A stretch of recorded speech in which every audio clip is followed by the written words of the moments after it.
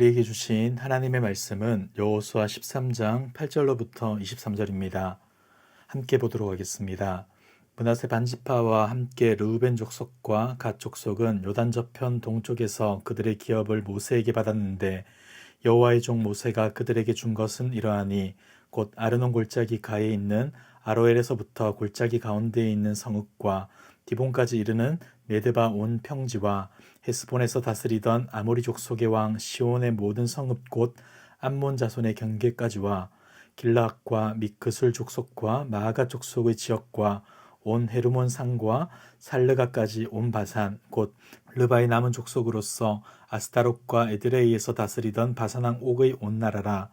모세가 이 땅에 사람들을 쳐서 쫓아냈어도 그술 족속과 마아가 족속은 이스라엘 자손이 쫓아내지 아니하였으므로 그술과 마아갓이 오늘까지 이스라엘 가운데서 거주하니라. 오직 레위 지파에게는 여호수아가 기업으로 준 것이 없었으니 이는 그에게 말씀하신 것과 같이 이스라엘의 하나님 여호와께 드리는 화제물이 그들의 기업이 되었음이더라.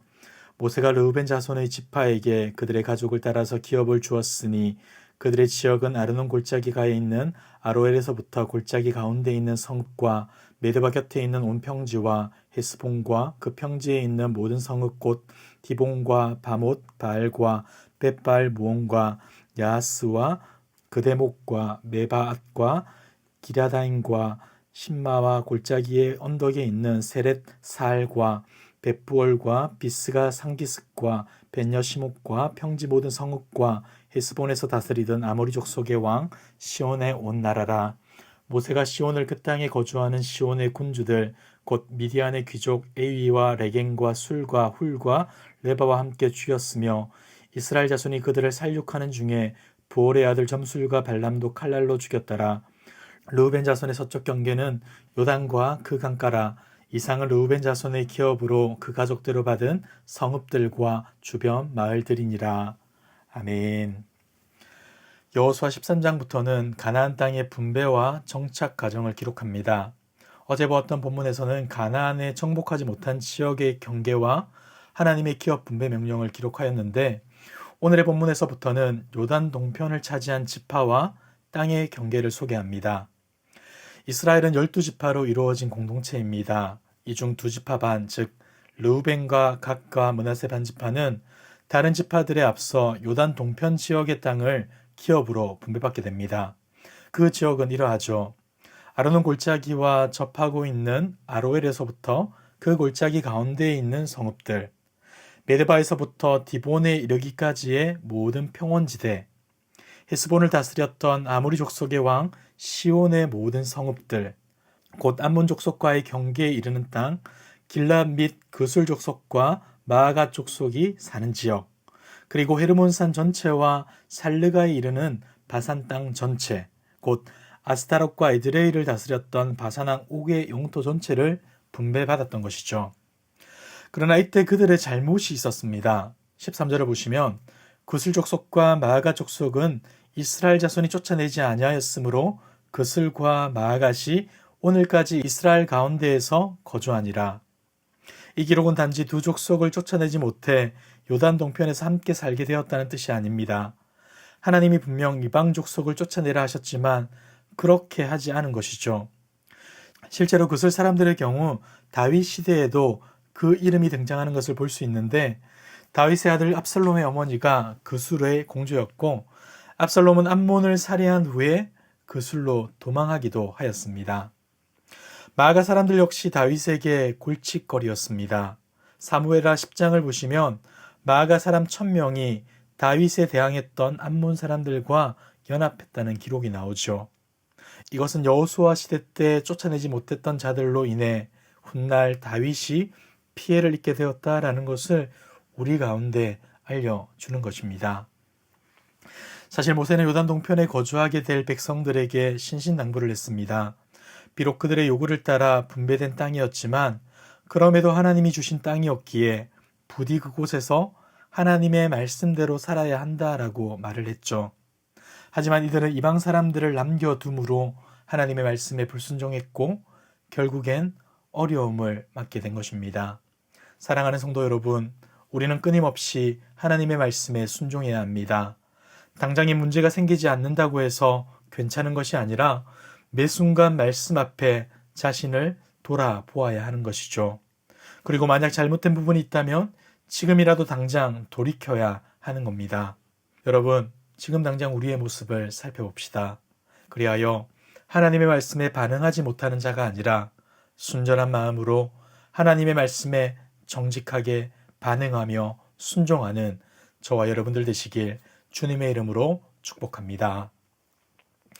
오늘의 본문에는 두 지파 반중에서 르우벤 지파가 분배받은 땅이 기록되어 있습니다.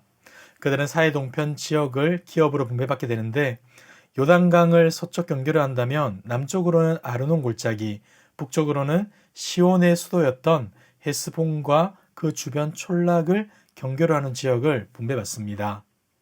일전에 모세는 이 지역에 살면서 시온 왕과 동맹을 맺고 있었던 미디안의 족장들을 진멸시켰습니다. 이때 그들 중에 섞여 있던 한 사람도 칼날에 쳐 죽게 되는데 그 사람이 바로 발람입니다.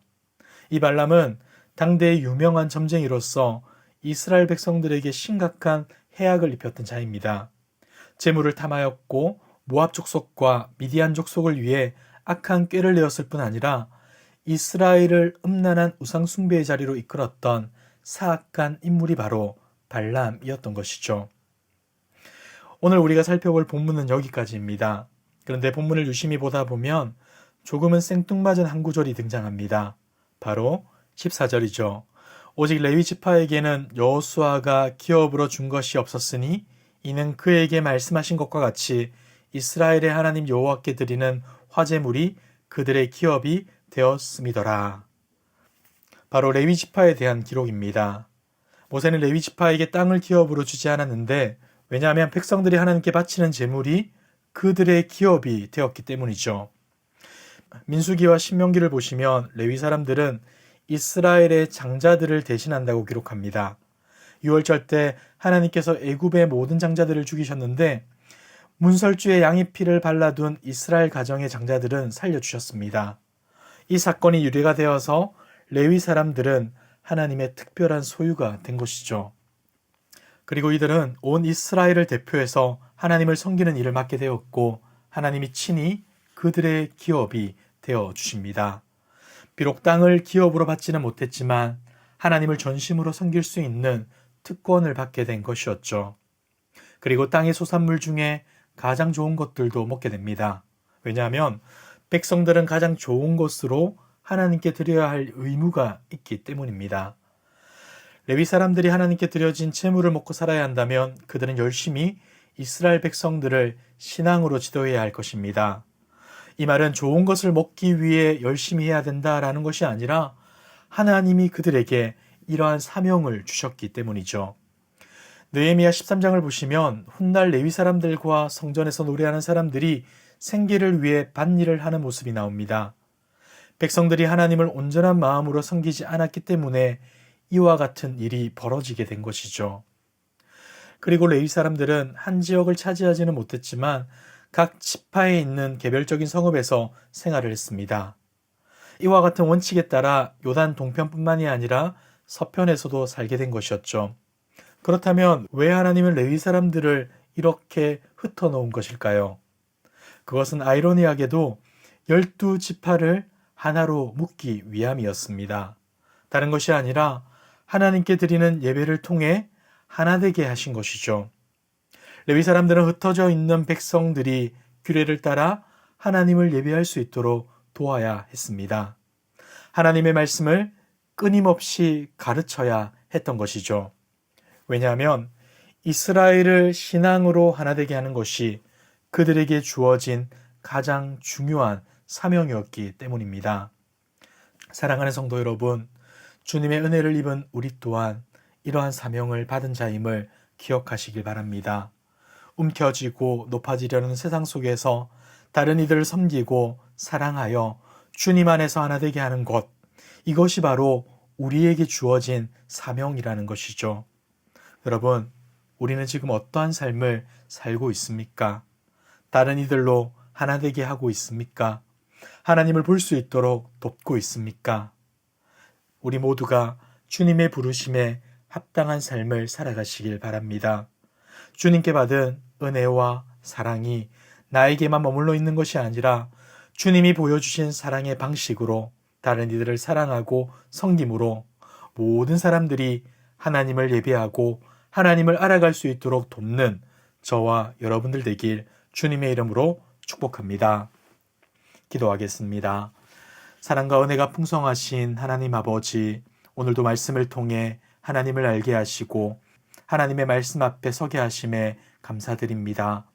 하나님의 말씀이 기준이 되어 각박하고 혼란한 세상 가운데서 분별력 있는 삶을 살게 하시고 믿음으로 승리할 수 있도록 인도하여 주시옵소서.